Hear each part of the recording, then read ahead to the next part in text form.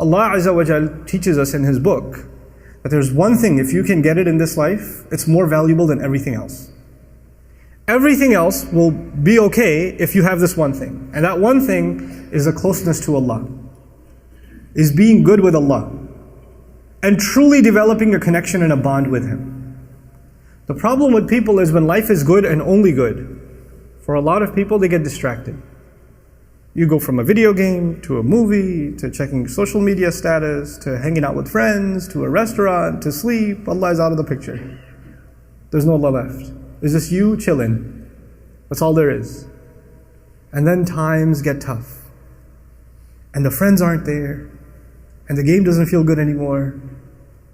And the car doesn't look good anymore because the health is gone. When the health is gone, none of those things mean anything anymore. All you care about is, I just want to be out of this hospital bed. If I could just walk again, that'd be fine. People are bringing you your favorite food, you don't want to eat it. People want to show you a movie, you don't want to watch it. All these things that you lived for, everything that you went from A to B to C to D, all these things are gone. You don't care about none of them. Because there's one blessing, Allah Azza wa Jal diminished for you a little bit. And then at that point, you have two options. If you are of these people that are on the cliff, on the edge, you can start complaining to Allah, why did He do this to me? He just didn't like that I was so happy?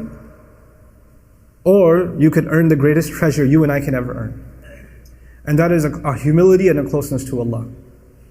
To actually realize, even when I was healthy, even when I was wealthy, even when I was doing well, everything was fine, I didn't realize even then that I was on life support. Allah was actually providing for me every moment. I didn't earn anything on my own. None of it was something that I deserved.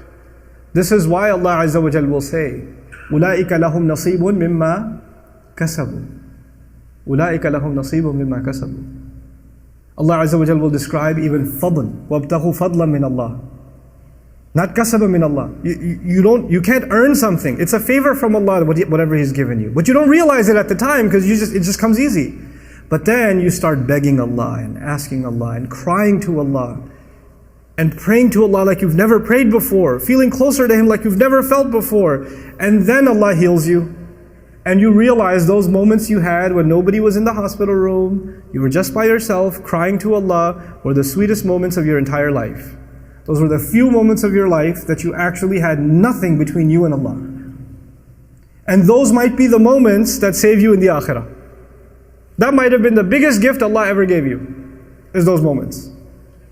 But for some people who are on the edge, when times get tough, فَإِنْ أَصَابَتْهُ فِتْنَةٌ إِنْقَلَبَ عَلَى وَجْهِهِ. He turns on his face. He turns his face away. What does that mean? It means I want nothing to do with Allah. How come He abandoned me? How come He gave me a hard time? Why would He do that to me? You see, what happens and this is actually very easy to understand in our times, we live in a hyper-consumer society. So everything comes quickly. You want to be entertained, just open up an app on your phone. You want to buy something, just order it on Amazon, it'll show up at your door. Everything's become effortless. And everything's become instantaneous. You want something, it'll come to you. You don't have to go to it, it'll come to you. Everything's quick. We're used to getting served now. We're used to constantly getting served. And if one order of yours is 2 days late, 3 days late, you're going to give it 1 star, thumbs down, bad rating. You're used to this now. And now you make dua to Allah. Or you expect Allah to take care of some of your problem, but you're so used to getting things done so quickly and immediately. And when it doesn't happen, we're like, this is poor service. I need better customer service. I'm not going to go to Allah again and place an order. Because you're a customer now. You're entitled now. He turns his face from Allah. He didn't even listen to me. He didn't even solve my problem. Understand that Allah Azza wa Jal has a plan for everybody. And just to give you a comparison, in the case of Yaqub alayhi salam, who lost his child, Allah returned his child to him after years. Many, many years. And in the case of Musa alayhi salam, his mother also lost her child. She put him in the water. And he returned that child after a few hours. Because by the time the child got hungry, the next feeding was from the same mother. Because he wouldn't drink from anybody else. What am I trying to get at? Sometimes in this world, sometimes Allah will answer that pain of yours, Allah will relieve it immediately. Sometimes He will relieve it after many, many years. But in all of it there's good. In all of it there's good. I love the story of Musa alayhi salam, particularly because the khair in it. Think about the khair in it.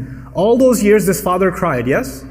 This father almost lost his eyesight, and eventually, وَبْيَضَّتْ عَيْنَاهُ, Quran says, some of the ulama like Alusi rahimahullah comment, amiya, and he became blind from crying. But all this time, where was Yusuf? Yusuf was in a prison. Yusuf is being held in, he was a child servant. When he got older enough, he got thrown into prison. He spent many of his years in jail. So either he served as a servant, or he served as a prisoner inmate in jail. Not a good life. That's not a good life. But at the end of it all, when he interprets a dream of the king, and that dream means that entire economy is going to collapse in 7 years, and people are going to die of starvation, the only one who knows how to handle that crisis was Yusuf. Had he not been in jail, he would have never helped the king. You understand this? If Yusuf was with his father the whole time, alayhi salam, that never would have happened. But now that Yusuf is there to interpret the dream and says, Inni hafidhun, I am the one who can take care of this responsibility. Make me the treasury secretary. Give me this responsibility. When he does that, and he takes care of it, what happens next? What happens next is thousands, if not hundreds of thousands of parents don't have to cry that their children died of starvation. One father cried for several years, but his tears, Allah made them a way of saving thousands of families from crying. Because if he didn't save that economy, and he didn't save that crop, the entire land would have been in drought, and people would have died of starvation, and war would have happened, all kinds of crises would have happened. Sometimes the difficulty you go through isn't just better for you. Maybe through your difficulty, you will become a sadaqah jariyah for so many others. You don't even know. You don't know. But if you're on the edge, you don't have that kind of trust in Allah. So you turn your back to Allah. انقلب على وجهه. And then Allah says, خسر الدنيا والآخرة. This is what I want to leave you with. When people do that, they have lost this world and the next. What does that mean? This person lost this world and the next. If you can hold on, look, وَلَقَدْ خَلَقْنَا الْإِنسَانَ فِي كَبَدٍ. Human beings were made in toil and labor and difficulty. Whether you believe in Allah or not, you will still have challenges in life, yes or no?